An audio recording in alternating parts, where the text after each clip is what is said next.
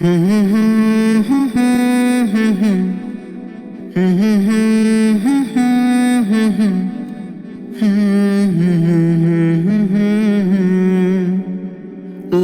la la la la la la la la la la la la আসসালামু আলাইকুম ওয়া রাহমাতুল্লাহি ওয়া বারাকাতুহু। ইসলামী বিশ্ববিদ্যালয়ের থিওলজি ফ্যাকাল্টির সেমিনার কক্ষে অনুষ্ঠিত হয়েছে শায়েখ শোয়েব আরনাউত রাহিমাহুল্লাহ ইলমুল হাদিসে তার অবদান শীর্ষক পিএইচডি সেমিনার।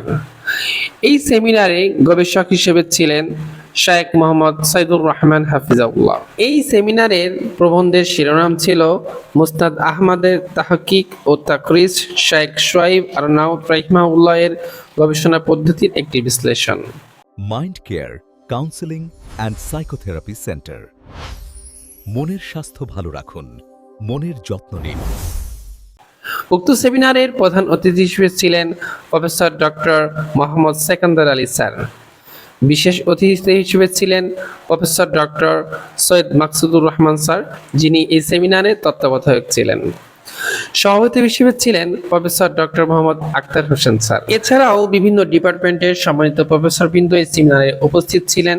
তাদের মধ্যে অন্যতম আলোচকবৃন্দ হিসেবে ছিলেন professor doctor Mohammad Shafiqul Islam sir এবং professor doctor Mohammad Mustafizur Rahman sir. সম্মানিত আলোচকবৃন্দ গবেষণার বিভিন্ন দিক নিয়ে মূল্যবান মতামত ও দিক নির্দেশনা প্রদান করেন, যা গবেষণাকে আরো সমৃদ্ধ ও ফলপ্রসূ করতে গুরুত্বপূর্ণ ভূমিকা রাখবে ইনশাআল্লাহ।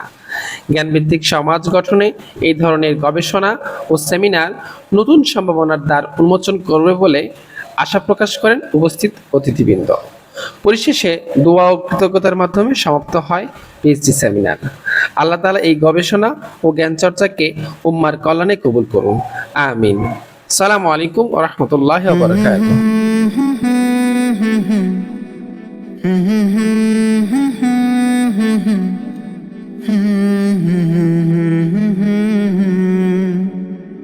La la la la la la la la la la la la la la la la la